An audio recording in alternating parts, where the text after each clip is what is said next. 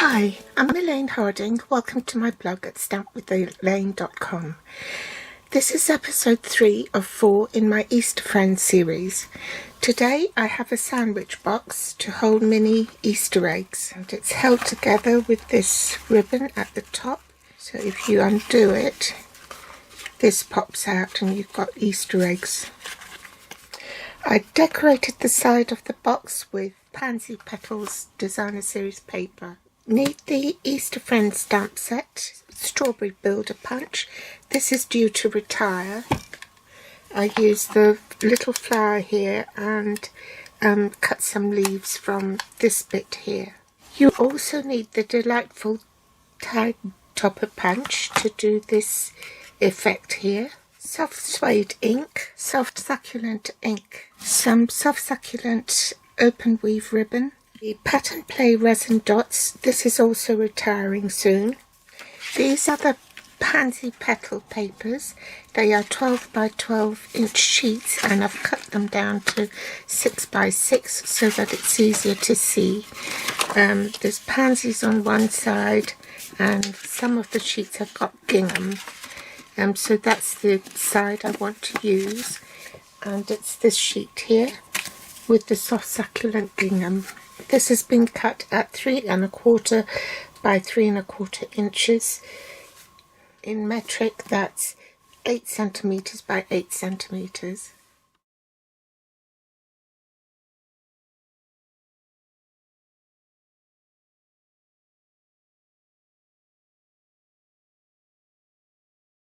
And on the long side you score at 3 1/4 and 4 3/4. In metric that will be 8 centimeters and 12 centimeters.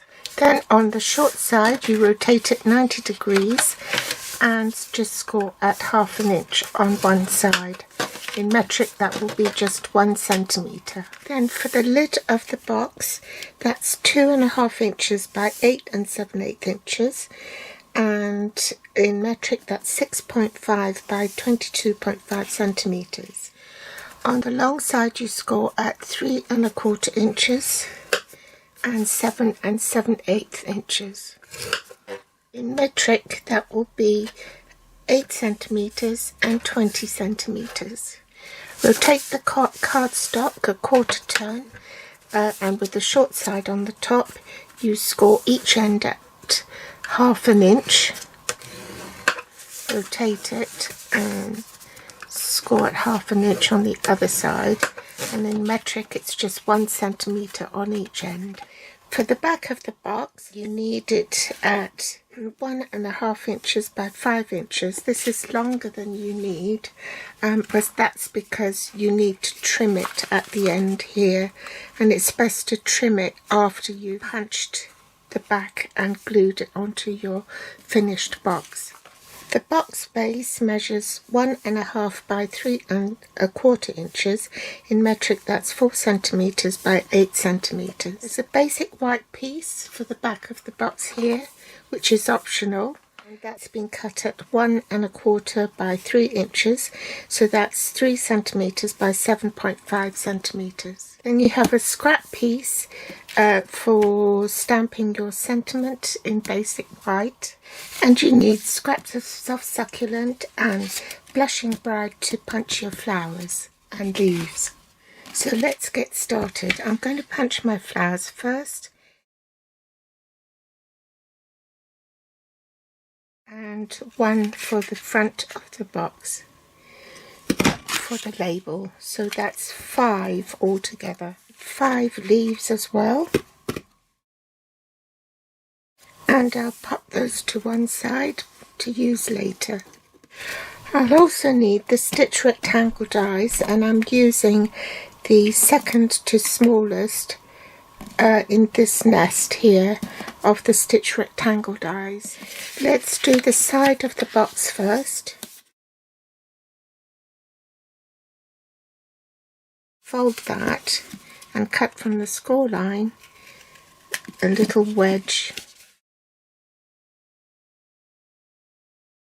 Then bring the trimmer in, and I'm going to cut from that at that point there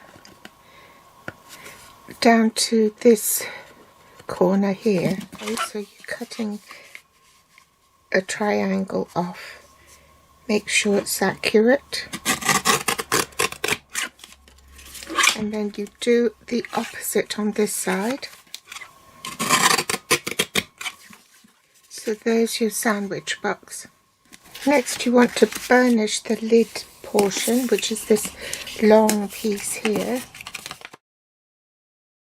So orient your cardstock so that the narrowest tab is on your right, and you want to cut away these little rectangles at the end, and you want to cut at the top on this narrow end at sort of 45 degrees, okay, because of the angle of the sandwich box. You need that sharp angle in order to close it. Bring in your tag topper punch, and with a narrow tab at the top you want to slide that in to your tag topper. Make sure that's centered, and punch.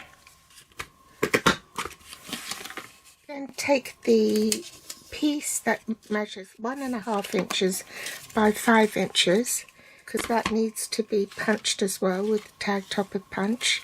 Line it up, make sure it's centered, and punch that as well. If you see that there's sort of a little thing jutting out there, you can trim that off to neaten it.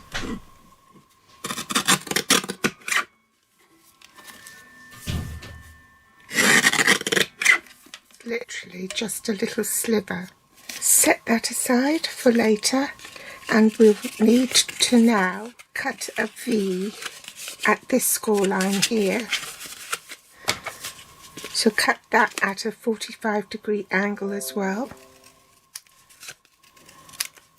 And on this long middle panel next to where the tag topper punched out pieces, you want to put your stitch rectangle die. So to centre that in the middle and run that through your die cutting machine.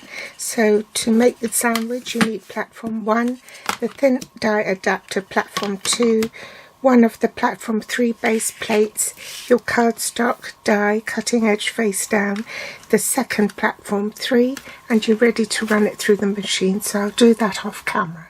Put tear and tape on the sides. Now if you find the tear and tape is overlapping slightly on the seam, you want to push that back so that window sheet won't interfere with the crease of the flaps.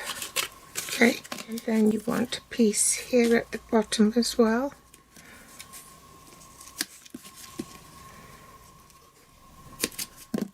Remove the tape and place your window sheet on top. Because there's so little tolerance, it's just to fold that up, then you can be sure it's in the gap. Set that aside and bring in your designer series paper, and you want to cut it diagonally, corner to corner. Now this will fit the sides of the box exactly. But if you want it smaller, then you can trim it off from the straight sides, sort of 1/8 of an inch. I'm just doing it by eye, and then flip it over and have the straight edge at the top, and then trim off another 1/8 of an inch. So that will give you a smaller border of the bumblebee round the DSP. Then to do the other side, I would just pop that piece that you've just cut so that it will match.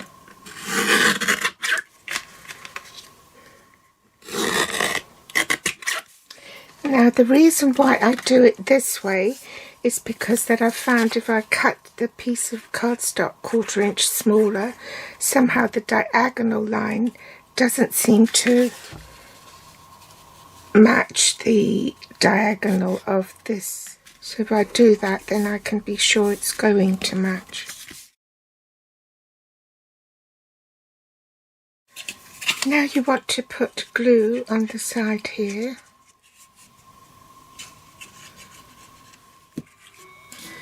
And stand that up. And pop this in.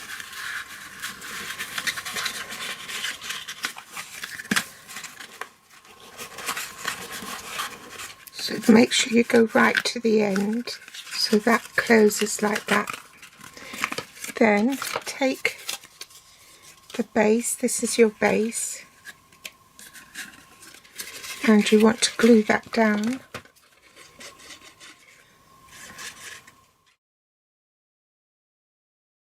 Put glue on here, pop that on the bottom just to tidy it up.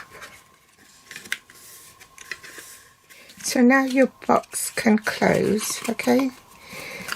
Now you want to glue this piece to the back. So you put adhesive on the back of this.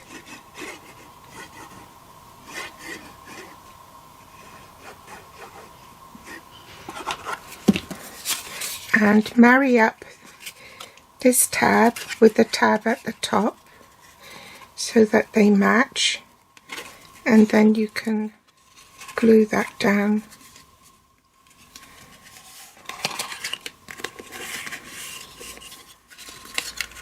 You've still got a bit of wiggle room, so make sure it does match. Trim off a bit of soft succulent, the same width as the box.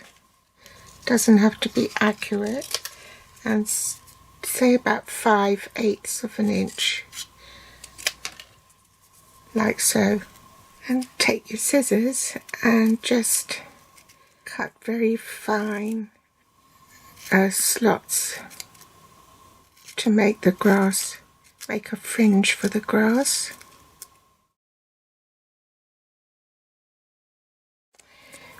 Glue that to the bottom. From the leftover bits of your triangle for the sandwich box, you can stamp a little chick.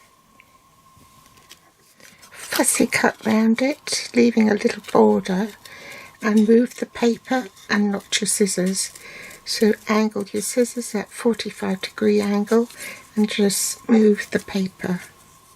Grab a dimensional and pop the dimensional on the box away from the window so you don't see it, and stick your chick in between the grass like so. Stamp my greeting in soft suede, and I want to trim it off and make it as narrow as I possibly can, and I want this to tuck underneath the flower, so I need to probably cut it off about there, and the flower will hide this bit here. Cut that in the middle and then make a flag end. Curl it with your fingers, pop that on with a bit of glue at the top, make sure it's stuck down properly. Use the back end of a pokey tool to curl the flowers up. Trim the leaves so you can stick it behind the flower like so.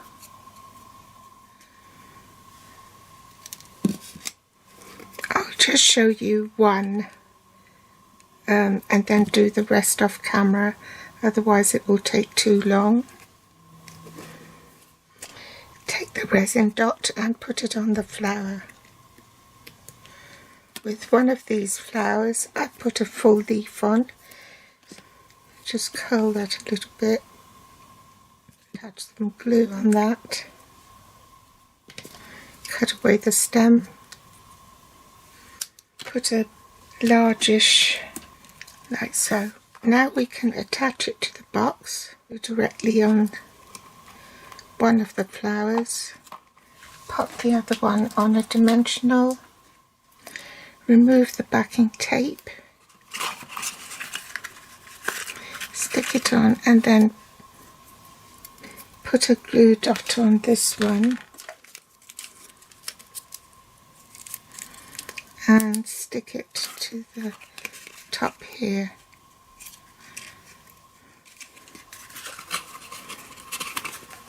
I did the same on this side.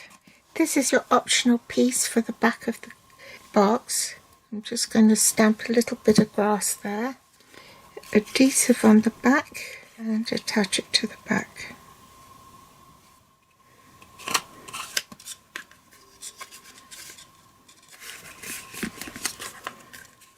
Now you can pop your Easter eggs in and shut the box. And last thing to do is grab a bit of ribbon, fold it in half like that and thread it front to back. Snip off a bit like this and pull it tight. So there's your sandwich box with the Easter eggs in it. So I hope you've enjoyed today's tutorial. You'll find all the supplies to this project below the video in the Show More section. You can also read more about it on my blog at stampwithelaine.com. There's a link in the Read More section to the blog post. Thanks for joining me today, and I'll be back with the 4th and final series this Friday. Thanks for watching. Bye.